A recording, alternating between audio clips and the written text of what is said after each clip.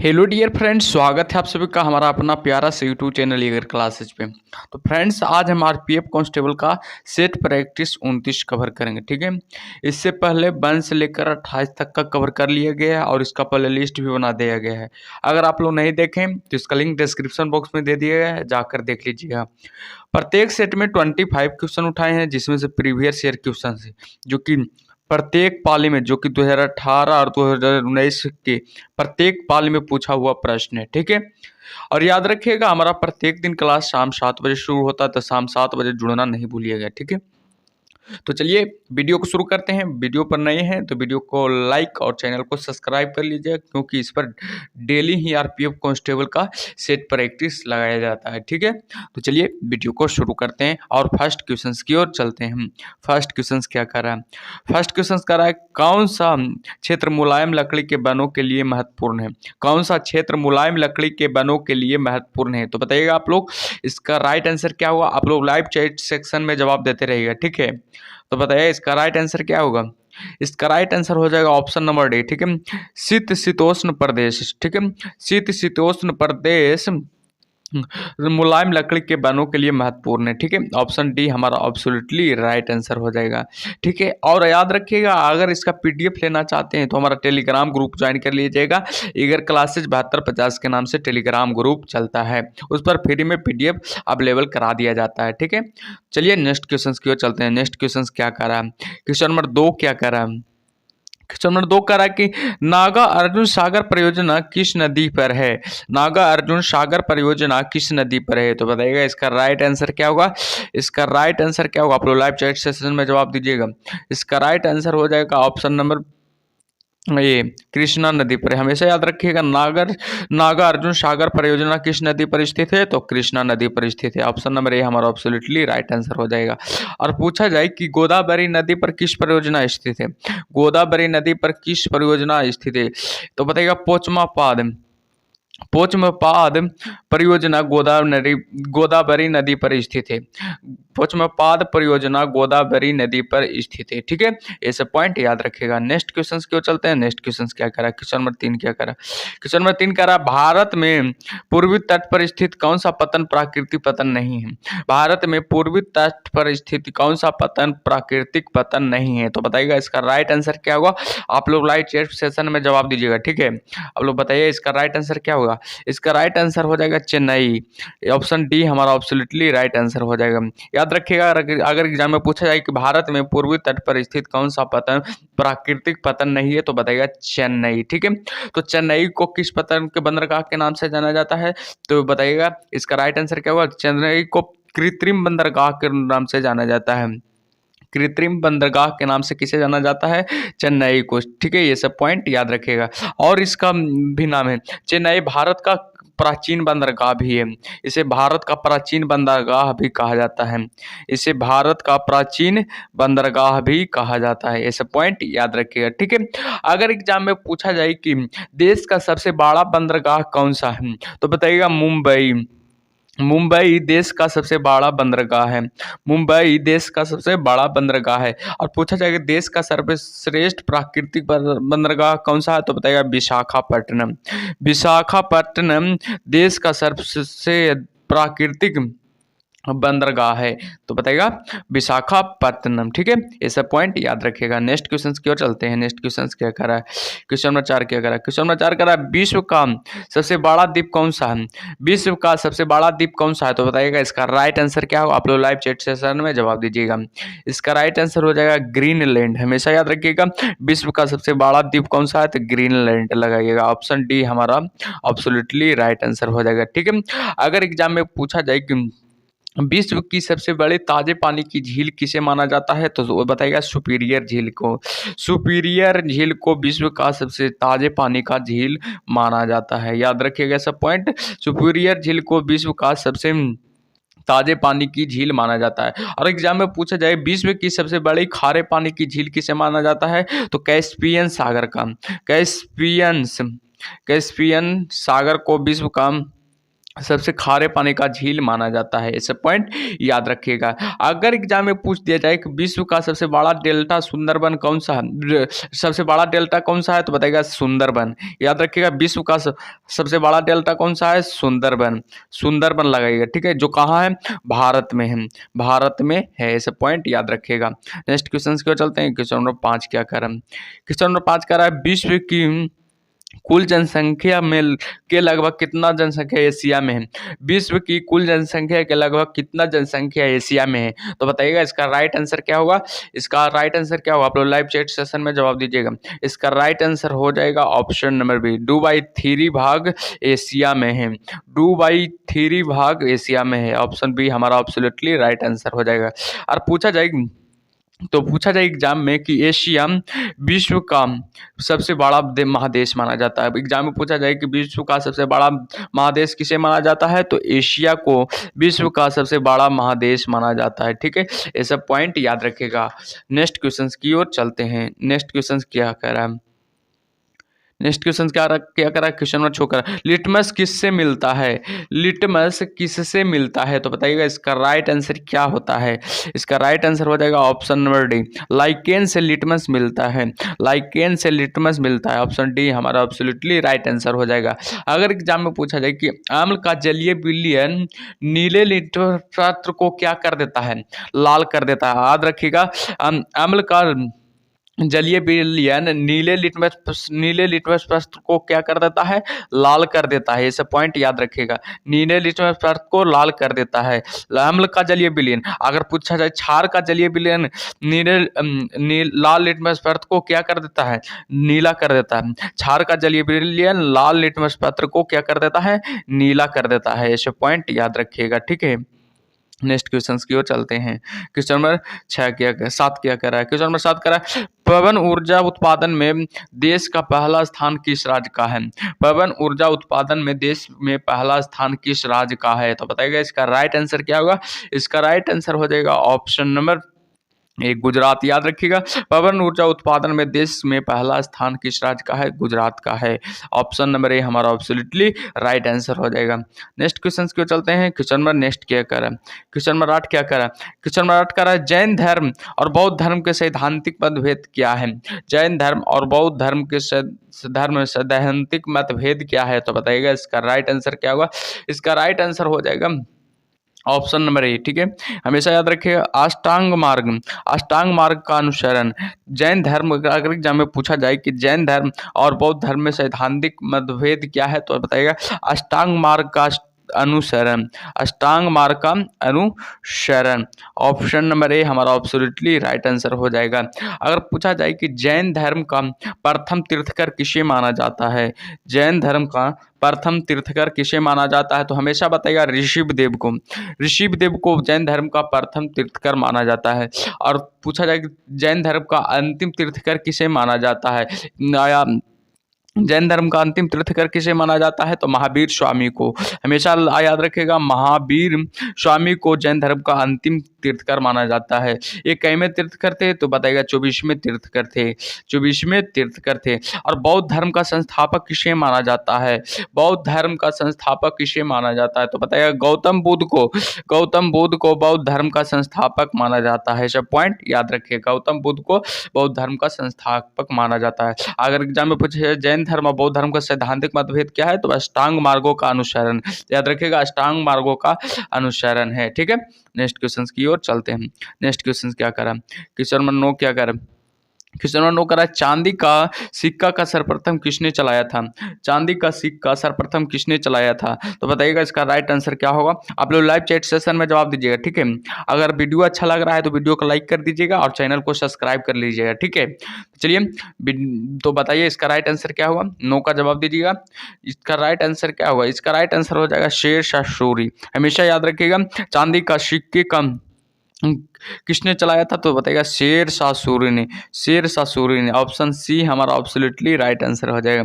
Option C हमारा absolutely right answer हो जाएगा, ठीक है। और एग्जाम में पूछा जाए कि भारत में द्वितीय संस्थापक कौन थे, तो बताइएगा शेर शाह सूरी भारत में द्वितीय संस्थापक थे।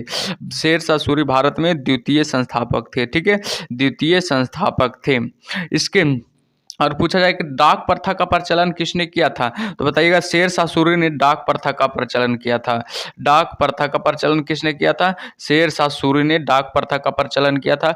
अगर पूछा जाए ग्रैंड ट्रंक रोड का मरम्मत किसने कराया था, ग्रैंड ट्रंक रोड का मरम्मत किसने कराया था, तो बताइएगा शेरशाह सूरी ने ग्रैंड ट्रंक रोड का मरम्मत करवाया था। अगर एग्जाम में पूछ दिया शेरशाह सूरी का शेरशाह सूरी का मकबरा कहाँ था, तो बताइएगा सासाराम में। सासाराम में शेरशाह सूरी का मकबरा है। सासाराम में शेरशाह सूरी का मकबरा है। ठीक है, ये सब पॉइंट याद रखिएगा।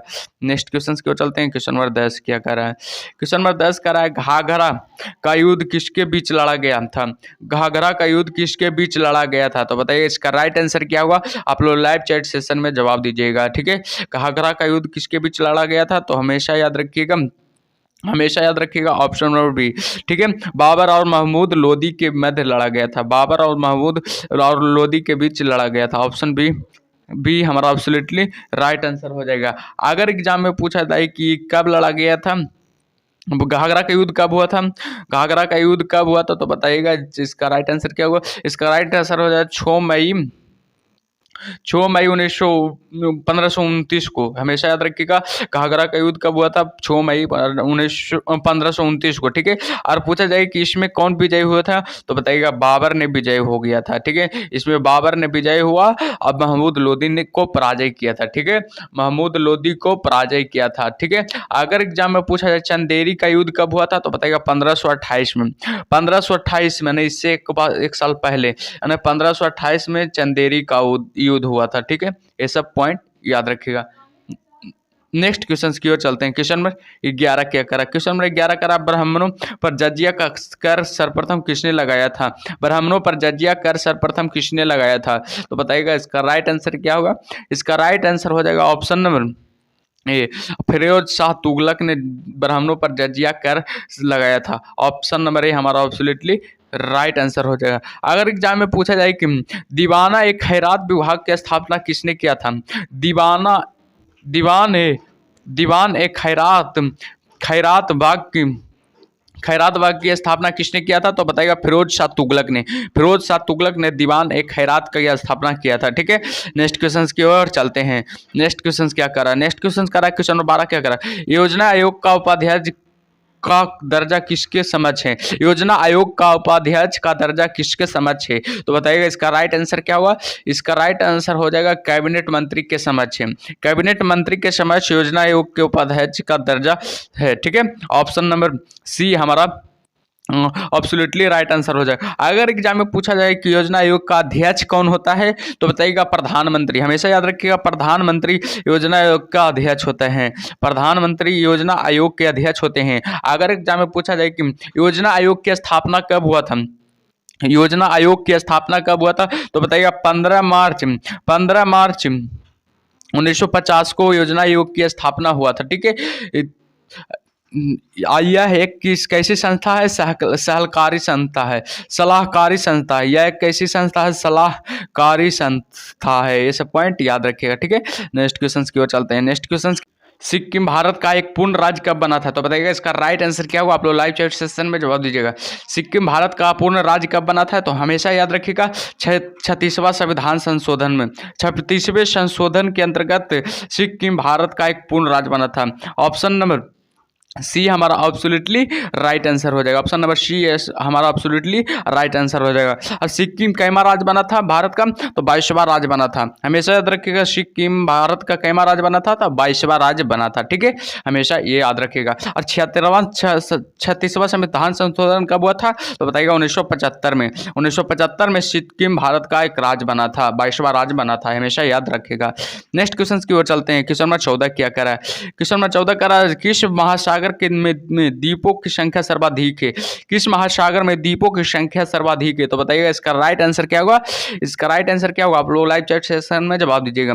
इसका राइट आंसर हो जाएगा प्रशांत महासागर में द्वीपों की संख्या सर्वाधिक है, प्रशांत महासागर में द्वीपों की संख्या सर्वाधिक है। अगर एग्जाम में पूछा जाए कि सबसे बड़ा महासागर कौन सा है, तो बताइएगा, हमेशा बताइएगा सबसे बड़ा महासागर कौन सा है, प्रशांत महासागर है। सबसे बड़ा महासागर प्रशांत महासागर है, ठीक है। इसकी आकृति कैसा है, इसकी आकृति त्रिभुजाकार है, हमेशा याद रखिएगा, इसका आकृति त्रिभुजाकार है। और पूछा जाए इसका क्षेत्रफल कितना है, तो बताइएगा 16.5 करोड़, 16.5 करोड़ है इसका कुल क्षेत्रफल है, 16.5 करोड़ से लगभग इसका कुल क्षेत्रफल है, ठीक है। ये सब याद रखिएगा। नेक्स्ट क्वेश्चन की ओर चलते हैं। नेक्स्ट क्वेश्चन क्या करा क्वेश्चन नंबर 15 क्या करा, योजना पत्रिका का प्रकाशन कहाँ से होता है, योजना पत्रिका का संपादन कहाँ से होता है, तो बताइएगा इसका राइट आंसर क्या होगा। इसका राइट आंसर हो जाएगा ऑप्शन नंबर सी, सूचना एवं प्रसारण मंत्रालय द्वारा योजना पत्रिका का संपादन होता है। ऑप्शन सी हमारा एब्सोल्युटली राइट आंसर हो जाएगा। नेक्स्ट क्वेश्चन की ओर चलते हैं। क्वेश्चन नंबर 16 क्या करा है, क्वेश्चन नंबर 16 कह रहा है कि क्वेश्चन नंबर 16 कह रहा है भारतीय मुद्रा प्रणाली में दशमलव पद्धति किस वर्ष से लागू की गई, भारतीय मुद्रा प्रणाली में दशमलव पद्धति किस वर्ष से लागू की गई, तो बताइएगा इसका राइट आंसर क्या होगा। इसका राइट आंसर हो जाएगा ऑप्शन नंबर अभी 1957 के तहत, ठीक है। भारतीय मुद्रा प्रणाली में दशमलव पद्धति किस वर्ष से लागू की गई, तो बताइएगा 1957 से। ऑप्शन बी हमारा एब्सोल्युटली राइट आंसर हो जाएगा। नेक्स्ट क्वेश्चन की ओर चलते हैं। नेक्स्ट क्वेश्चन क्या कर रहा है, क्वेश्चन नंबर 17 क्या कर रहा है, क्वेश्चन नंबर 17 कह रहा है मानव शरीर में पाचन का अधिकांश भाग किस अंग में संपन्न होता है, मानव शरीर में पाचन का अधिकांश भाग किस अंग में संपन्न होता है, तो आप लोग बताइएगा इसका राइट आंसर क्या होगा। आप लोग लाइव चैट सेशन में जवाब दीजिएगा, ठीक है। इसका राइट आंसर हो जाएगा ऑप्शन नंबर बी, छोटी आंत में। हमेशा याद रखिएगा मानव शरीर में पाचन का अधिकांश भाग किस भाग में संपन्न होता है, तो छोटी आंत में होता है। और सर्वप्रथम किस में होता है, मुख से शुरू होता है, मुख से पाचन होना शुरू होता है, मुख से पाचन होना शुरू होता है, ये सब याद रखिएगा, ठीक है। नेक्स्ट क्वेश्चन की ओर चलते हैं। नेक्स्ट क्वेश्चन क्या करा, नेक्स्ट क्वेश्चन कह रहा है कि संसद के लिए राष्ट्रपति का भाषण कौन तैयार करता है, संसद के लिए राष्ट्रपति का भाषण कौन तैयार करता है, तो बताइएगा इसका राइट आंसर क्या होगा। इसका राइट आंसर हो जाएगा मंत्रिमंडल है। हमेशा याद रखिएगा मंत्रिमंडल, केंद्रीय मंत्रिमंडल संसद के लिए राष्ट्रपति का अभिभाषण तैयार करता है। ऑप्शन डी हमारा एब्सोल्युटली राइट आंसर हो जाएगा, ठीक है। और पूछा जाएगा एग्जाम में कि संसद का अधिवेशन कौन बुलाता है, संसद का अधिवेशन कौन बुलाता है, तो संसद का अधिवेशन कौन बुलाता है, राष्ट्रपति बुलाता है। हमेशा याद रखिएगा संसद का अधिवेशन कौन बुलाता है, राष्ट्रपति बुलाता है। ऐसा पॉइंट हमेशा याद रखिएगा। नेक्स्ट क्वेश्चन की ओर चलते हैं। क्वेश्चन नंबर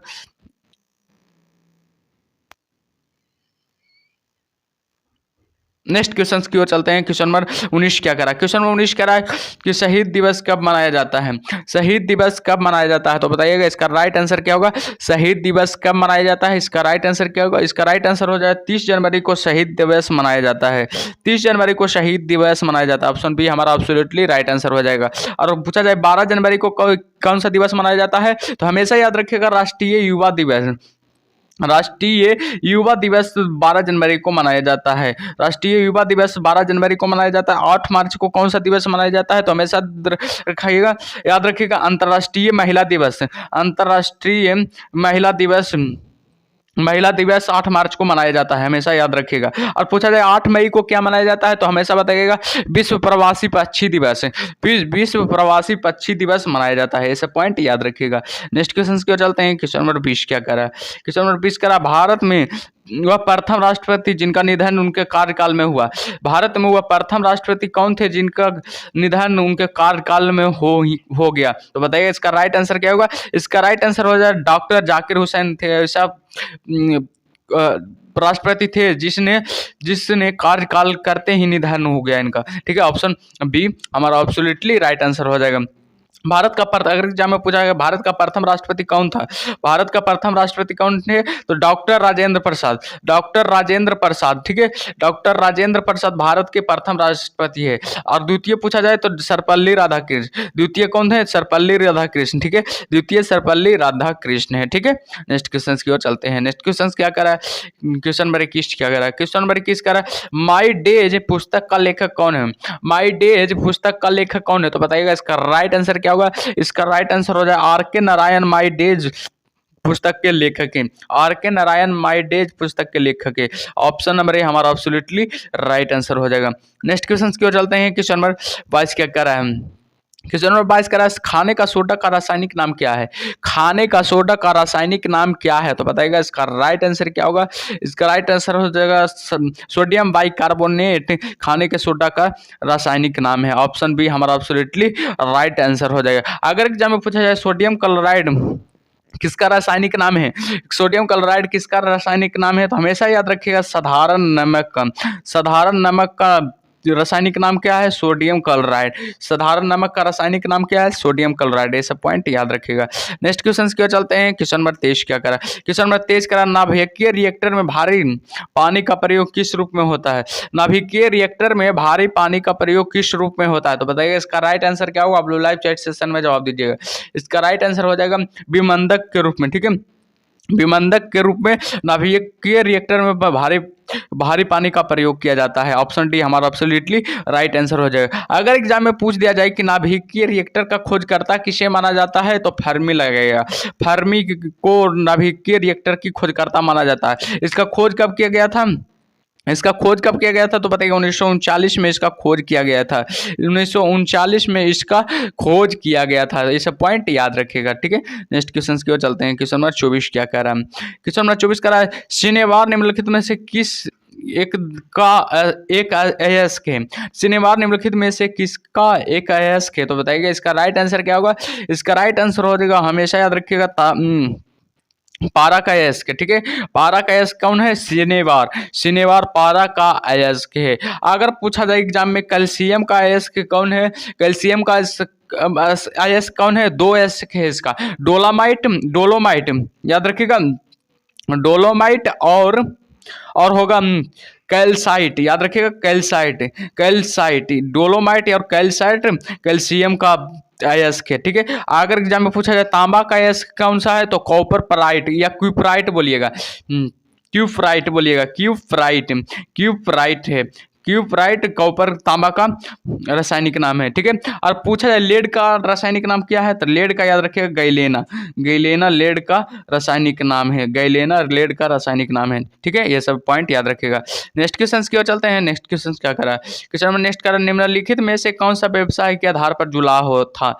निम्नलिखित में से कौन सा व्यवसाय के आधार पर जुलाह था, तो हमेशा याद रखिएगा कबीर थे। कबीर एक ऐसा अथी थे कि व्यवसाय के आधार पर जुलाह थे, इनको व्यवसाय के आधार पर जुलाह माना जाता था। ऑप्शन ए हमारा एब्सोल्युटली राइट आंसर हो जाएगा। आई होप कि वीडियो अच्छा लगा हो तो वीडियो को लाइक कर लीजिएगा और चैनल को सब्सक्राइब कर लीजिएगा, क्योंकि डेली इस पर प्रत्येक दिन सेट लगाया जाता है। ठीक है, याद रखिएगा हमारा प्रत्येक दिन क्लास कई बजे शुरू होता है, शाम 7 बजे शुरू होता है। 7 PM में जुड़ना नहीं भूलिएगा। ठीक है, और अगर इसका PDF लेना चाहते हैं तो हमारा टेलीग्राम ग्रुप ज्वाइन कर लीजिएगा। ईगर क्लासेस 7250 के नाम से टेलीग्राम ग्रुप चलता है, उस पर फ्री में PDF अवेलेबल कर दिया जाएगा। ठीक है, तो तब तक के लिए ओके बाय, नेक्स्ट वीडियो में मिलते हैं। चलिए।